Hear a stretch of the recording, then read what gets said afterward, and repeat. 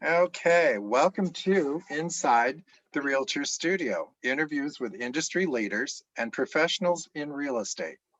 The Tucson Association of Realtors is turning 100 this year, 1921 to 2021. We're honoring our history by conducting interviews of the past presidents of the Tucson Association of Realtors. We'll learn a bit of history by talking to the experts themselves. Today's past president from 1991 is Vicki Cox Golder. Vicki Cox Golder began her career in real estate in 1973 in Tucson. In 1976, she founded her own firm, Vicki L. Cox and Associates, specializing in land sales. She quickly became known as the leader in knowledge and sales in the greater Catalina area.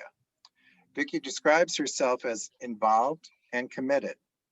Here are but a few of Vicki's commitments. In 1989, she was recognized as the Tucson Association's Realtor of the Year.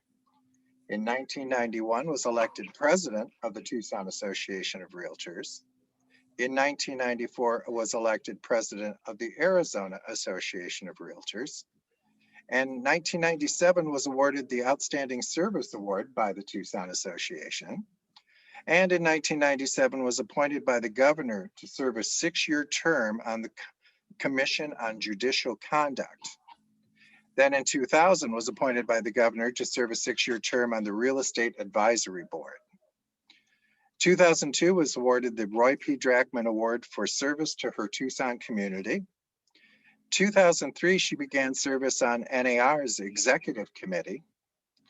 2010 was awarded Realtor of the Decade from the Tucson Association. And in 2010 was elected president of the National Association of Realtor and their 1.1 million members. Vicki has been very generous with her time, devoting much of it to volunteerism and serving on various association committees, PEGs, and task forces. That includes indulging one host from a wannabe interview show. Let's give a warm Inside the Realtor Studio welcome to President Vicki Cox Golder. Hi, Vicki.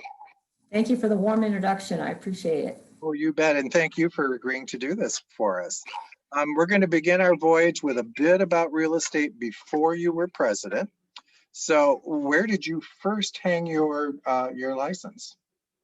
Actually, it was with Bella Lum, a woman. I wanted to go with a woman, figuring perhaps that would be a little softer landing by doing that. And she introduced me to Women's Council of Realtors, and that's why I began my leadership there as well. So you were asked to join, and then in other words, somebody actually did the ask to ask you to become involved, right? Yes, absolutely. She was president of Women's Council at the time, so she kind of okay. Yes. And then when you began work, did you work alone or with part of a team or partner? Or? Yeah, actually she had an office manager, and I worked with him. Okay.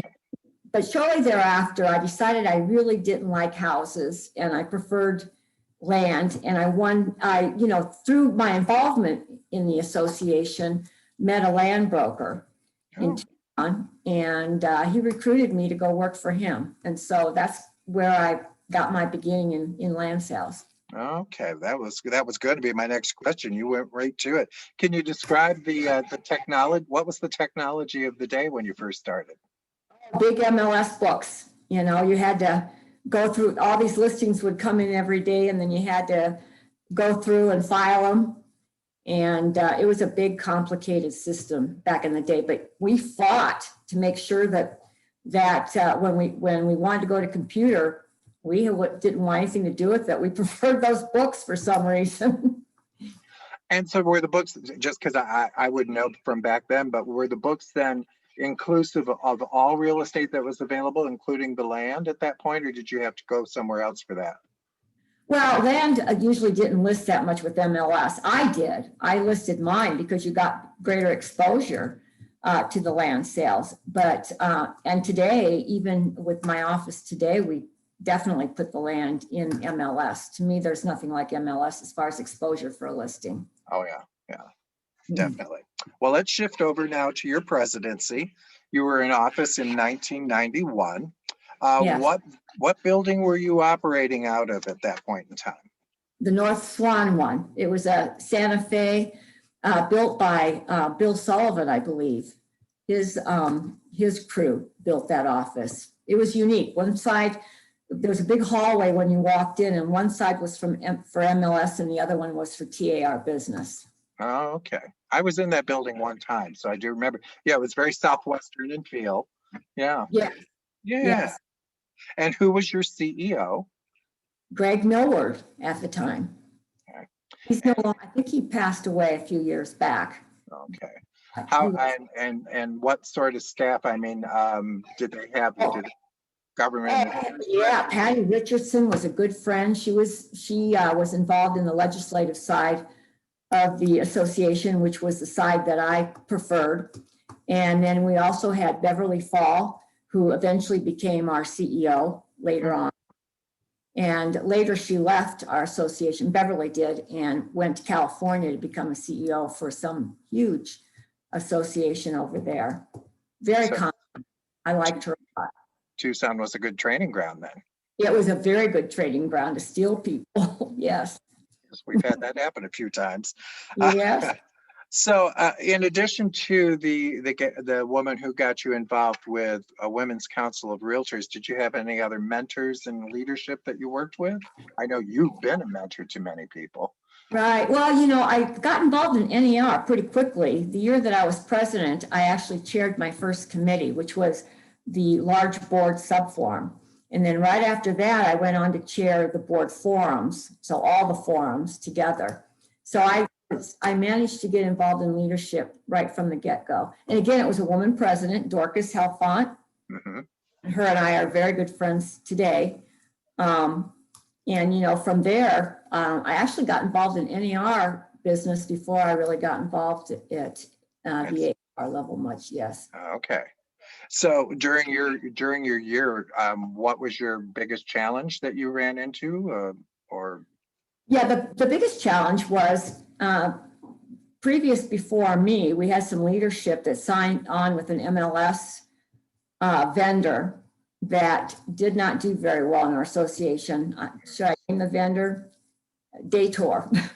And the leadership at that time made kind of the wrong choice. And we never really got Daytor up and running. And so for a couple of years there, our MLS system was pretty much in ruins. And that was almost our very first MLS system. So it was just horrible for our association. Were you still doing the books and that simultaneously?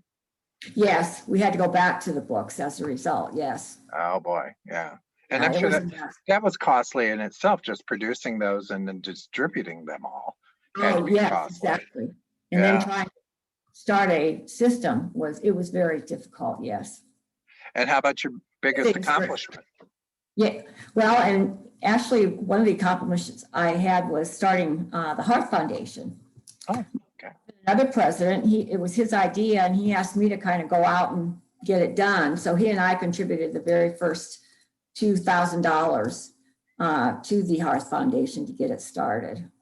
Yeah. So, and here it is today, still very, very, very useful.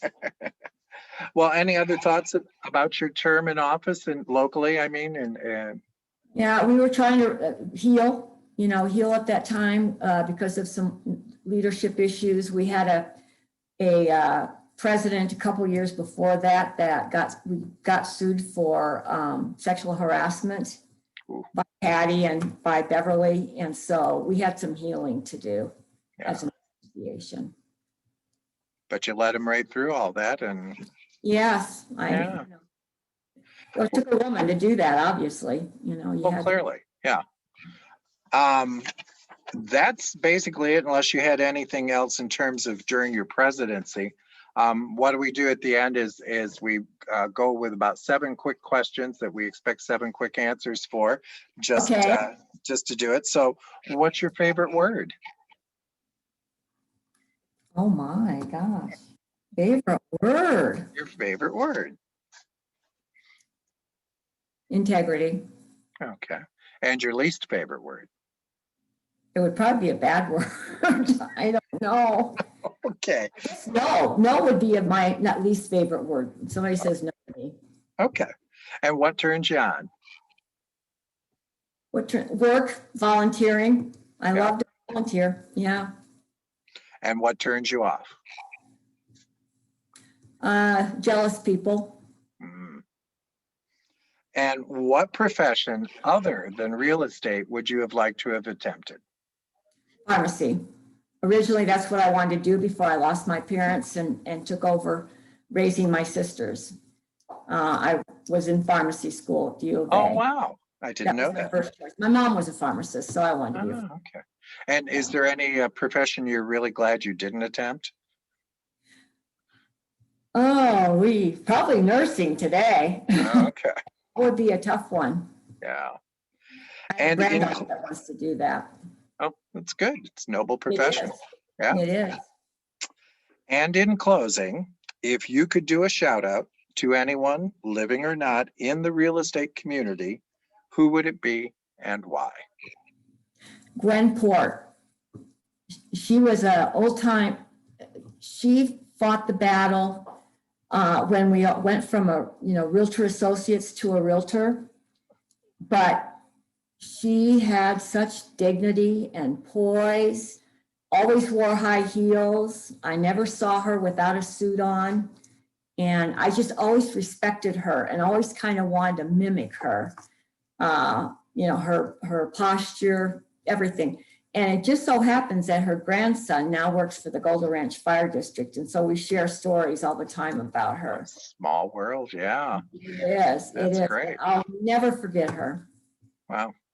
Well, Vicki, we've come to the end of our interview already.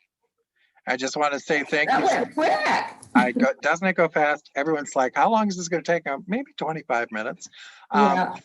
Thank you for agreeing to do this today and being a part of our history in Tucson, at the state and nationally. We sure appreciate it. Thank you so much. All right. I'm going to end the recording right